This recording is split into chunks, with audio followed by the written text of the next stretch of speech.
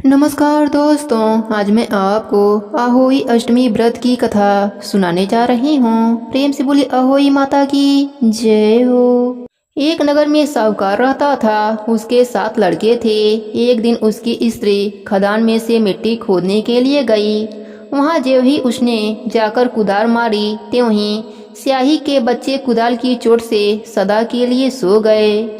इसके बाद उसने कुदाल को स्याहू के खून से सना देखा तो उसे स्याहू के बच्चे मर जाने का बड़ा दुख हुआ, परंतु वह विवश थी क्योंकि यह काम उससे अनजाने में हो गया था। इसके बाद वह बिना मिट्टी लिए ही खेद करते हुए अपने घर पर आ गई और उधर जब स्याही अपने घुरकाल में आई तो उसने अपने बच्चों को मरा हुआ देखकर नाना प्रकार से विलाप करने लगी और ईश्वर से प्रार्थना की कि जिसने मेरे बच्चों को मारा है उसे भी ठीक इसी तरह का कष्ट होना चाहिए। तत्पश्चात स्याही के श्राप से सेठानी के 7 लड़के एक ही साल के अंदर मर गए। इस प्रकार अपने बच्चों को असमय काल के मुंह में समाये जाने पर सेठ सेठानी इतने दुखी हुए कि उन्होंने किसी तीर्थ पर जाकर अपने प्राण गवा देना उचित समझा।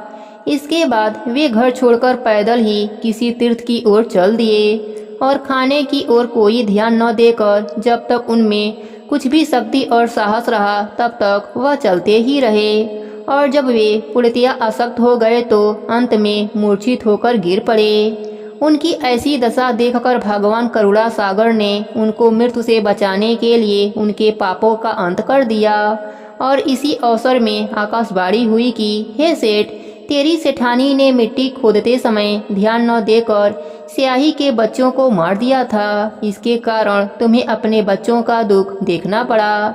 यदि अब पुनः घर जाकर तुम मन लगाकर गौ की सेवा करोगे और अहोई माता अजक्ता देवी का विधि विधान से व्रत आरंभ कर प्राणियों पर दया रखते हुए सपने में भी किसी को कष्ट नहीं दोगे तो तुम्हें भगवान की कृपा से पुनः संतान का सुख प्राप्त होगा। इस प्रकार आकाशवाणी सुनकर सेठ सेठानी कुछ आशावित हो गए और भगवती देवी का स्मरण करते हुए घर को चले आए। इसके बाद श्रद्धा भक्ति से न केवल अहोई माता का व्रत अपितु गौ माता की सेवा करना भी उन्होंने आरंभ कर दिया तथा जीवों पर दया भाव रखते हुए क्रोध और द्वेष का सर्वथा परित्याग कर दिया।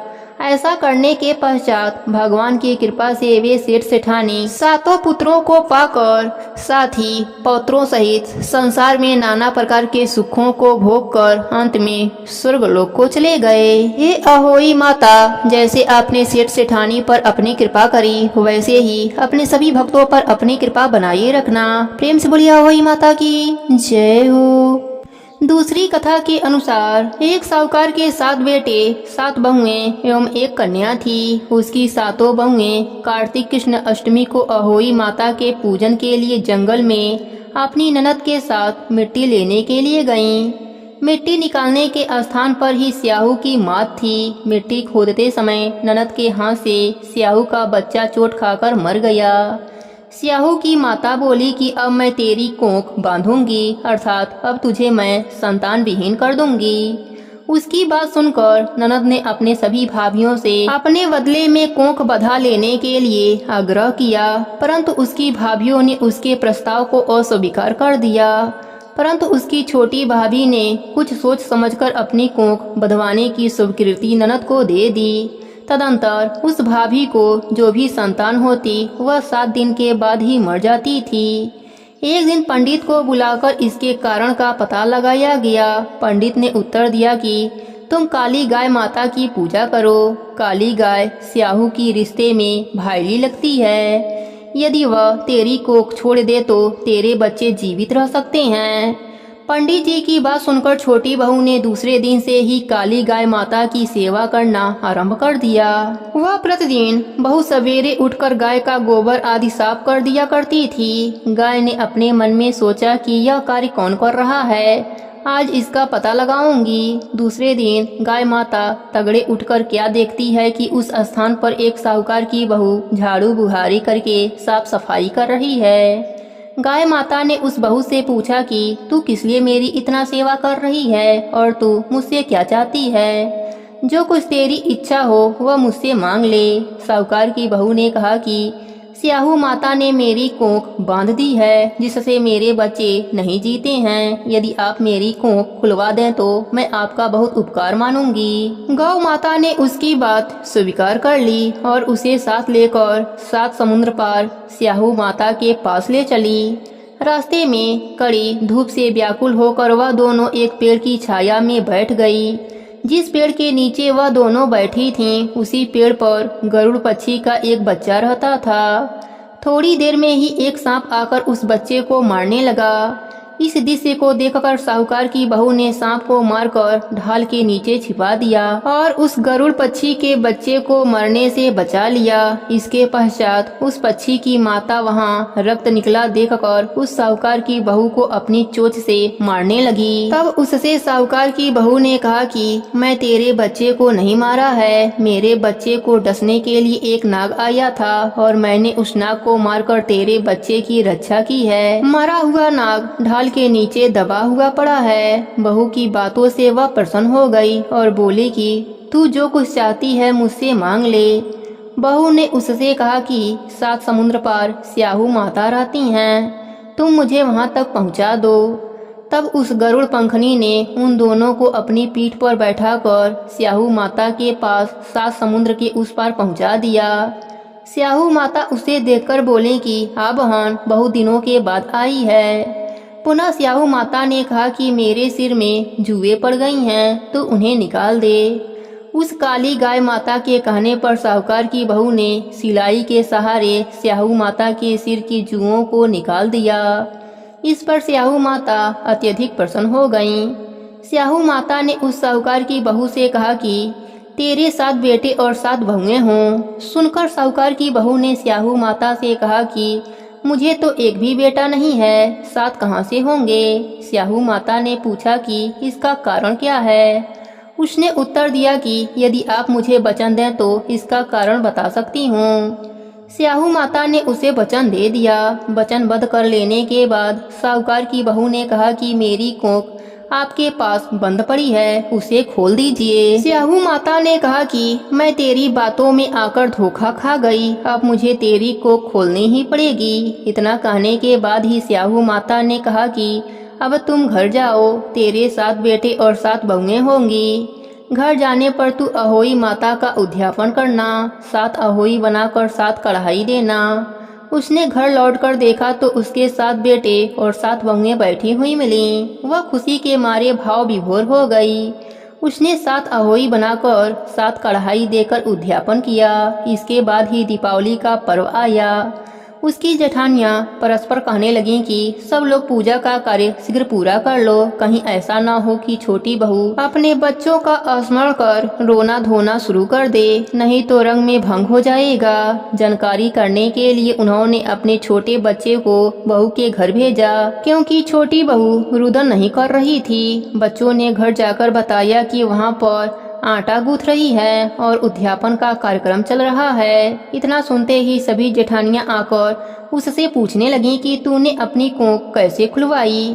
उसने कहा कि स्याहू माता ने कृपा कर मेरी कोख खोल दी है। सब लोग अहोई माता की जय जयकारा लगाने लगे। जिस तरह अहोई माता ने उस साहूकार की बहू की कोख को खोल दिया, उसी प्रकार इस व्रत को करने वाली सभी नारियों की अभिलाषा पूरा होगा। प्रेम से बोली अहोई माता की जय हो। अब सुनते हैं व्रत को पूर्ण करने वाले गणेश भगवान की कहानी। प्रेम से बोलिए गणेश भगवान की जय हो। बहुत पुरानी बात है। एक नगर में एक राजा रहता था। उस राजा की 7 रानियां थीं। 7 की कोई भी संतान न हुई। इस बात को सोचकर 7 रानियां सहित राजा भी उदास रहता था। एक बार की बात है, राजा के महल में एक साधु बाबा आए। सभी रानियों ने उन्हें प्रणाम किया। सबसे छोटी रानी बोली, महाराज, हम राजा की 7 रानियां हैं, किंतु 7 में से किसी एक को भी कोई भी संतान न हुई। हमें आशीर्वाद दीजिए जिससे हम 7 को एक एक पुत्र की उत्पत्ति हो। साधु बोले, गणेश भगवान और अहोई माता आपको पुत्र देंगे। फिर अपनी झोली से फल निकाला और उन्हें दे दिया और कहा कि तुम सभी गणेश भगवान और अहोई माता का नाम लेकर इसे बराबर बराबर काट कर खा लेना। पहली 6 रानियां आपस में कहने लगीं, पता नहीं यह कैसा फल है, हम तो नहीं खाएंगे इसे। जब 6 रानियां उस फल को फेंकने लगीं तो सबसे छोटी रानी ने वह फल उनसे मांगकर स्वयं ही खा लिया। कुछ दिन बीतने पर छोटी रानी गर्भवती हो गई।